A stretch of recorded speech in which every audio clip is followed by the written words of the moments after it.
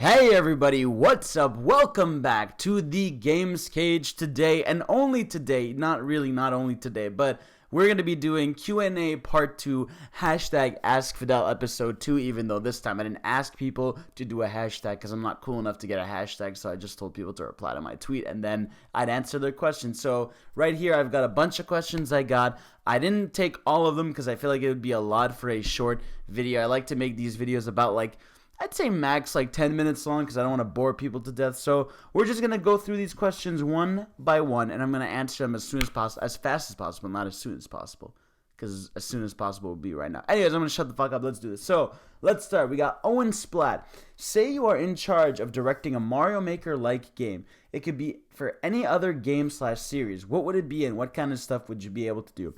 So I would take Sonic Maker because people make Sonic mod games all the time. Sonic is one of the most, I'd say probably Sonic is unequivocally the franchise that gets the most fan games. So I feel like having a Sonic Maker would just be a logical step. I think it would make the job easier for Sega. For the Sonic community would be incredibly happy. And I just think it would work fucking incredibly well. Next, we got Baby Cakin. What is your all-time favorite music track in the entire Sonic series?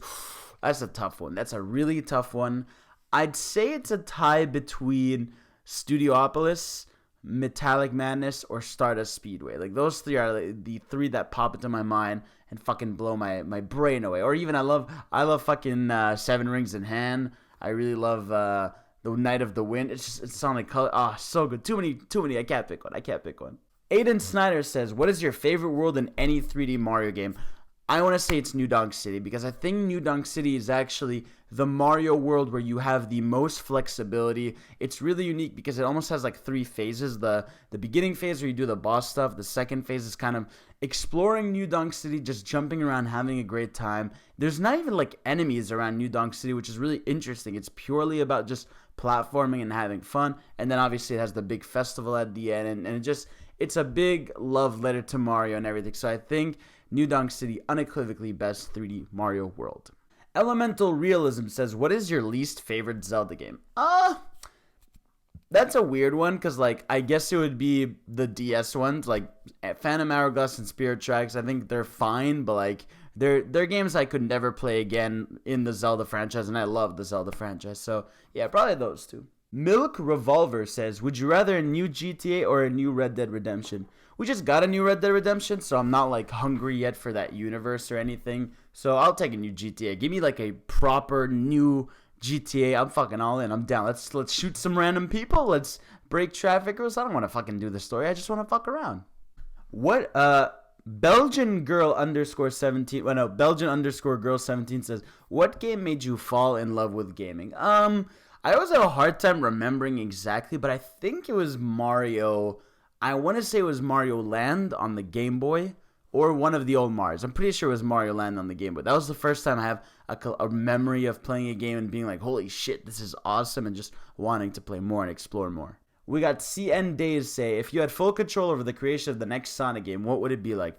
I would make a new adventure style game. I would make it where it has these open environments, but you still have enough speed, but it doesn't feel like you're boosting forward all the time. So I think I would go for Sonic Adventure 3. I would make it just Sonic, Tails, Knuckles, no other teams. Let's just focus on the core 3 characters and just have a really cool campaign around them. You could have obviously Knuckles and Rouge and the robot as equivalents, but I think you got to keep it small, centered, and really fucking fun. Pio says, why do you hate PlayStation so much? I don't hate PlayStation, you can go fuck yourself. This joke of me hating PlayStation needs to stop. It's not my fault that the past year they've made shitty ass decisions that I like calling out. Coco Miwar says, worst Nintendo franchise. I'd say, I don't think it's a worst, but it's one that I don't care about. I'd say that goes to Chibi Robo. I've never really given a shit about that franchise, or even something like Nintendogs. I'm sure people love those, but I don't really care. So yeah, I'd give it to those two. Cute underscore idiot, shout out Taylor. What's a game you can replay over and over again throughout the years that you never get tired of, or I guess a game you always come back to? I'd say the game I replay or play the most is either Smash, because there's always a new Smash on the console I'm playing, so I always just go back to that, Or Mario World. Like usually I'll just randomly play through Mario World or Mario 3. Or Sonic Mania, or even Sonic CD. Sonic CD is one I actually replay like almost yearly. It's kind of like my yearly tradition to replay that game. Jordan Dynamo Super, what's poppin', dude? If your house was on fire and you could only save one gaming system and 2 games, what would it be? I'm going to save my Switch. I'm going to save, well, I get all my games digitally, so I'm just going to save my Switch. Bazing Boy says, what is your favorite Smash game and why is it Brawl? That is wrong. Brawl is a great game, but obviously Ultimate takes the cake. Proud Ocelot says, what is a game you feel is really underrated? I'd say Sunset Overdrive, pretty underrated Xbox One game because it's on Xbox One. It's the game Insomniac made before Spider-Man, and it's just this really cool stylized open world game where you're like traversing by grinding on rails, and you're rewarded for never touching the ground, and you're fighting these like, there's zombies, but they're like made of soda, and it's a really fucking weird game, but it's so fucking good and weird. I love it. T_time says, what is the current best Dragon Ball game to date? Fighters, unequivocally Dragon Ball Fighters. It has the best look to it. It has the best gameplay in the series. It's like the perfect fan love letter. It's like it's the Smash Bros of Dragon Ball. Where Axe Yuji says, if you could change something about a video game you've played, what would you change? Let's make the Mass Effect games good. Scream Red Skull says, what franchise would you take and make a great fighting game out of? I would say I'd say like Sega, like a Sega fighting game, right? Because I feel like Capcom has one, Marvel has one with Capcom, we've got DC, like all the big kind of brands have kind of had one, but I'd love like a Sega one where it's like Persona characters and Sonic characters and all these characters just all wrapped up in one fucking bundle of joy. Ow, that fucking hurt my arm. How do you feel about games that are supposed to be very difficult? Do you support them? Do you think they should have at least an easy mode option, or do you think they should just make the game easier overall? This obviously sparked because of like this whole Sekiro thing. I think the developers should make the game they believe is their vision. I think if they want to make a brutally hard game and they believe that's how the game should be played, I think it should be okay if they want to do that. Now, if the point of the game isn't to be hard and like they want as many people as possible to play it, I think they should have an easy mode. And again, I encourage easy modes when it is necessary and the developer thinks it's just better options, right? But again, in the case of From Software, when their games are very much designed to the core around the idea of the victory and the taste of victory and winning and all that stuff, I think they should do what they believe is right. What is your most anticipated video game of 2019? It's fucking Mario Maker 2. When Mario Maker 2 comes out, guys, y'all are never gonna see me again. I'm gone. Your fucking boy, gone. The only way you'll be able to contact me is through Mario Maker levels. That's the only way you'll communicate with me. What is the most annoying thing about modern games that could easily be fixed?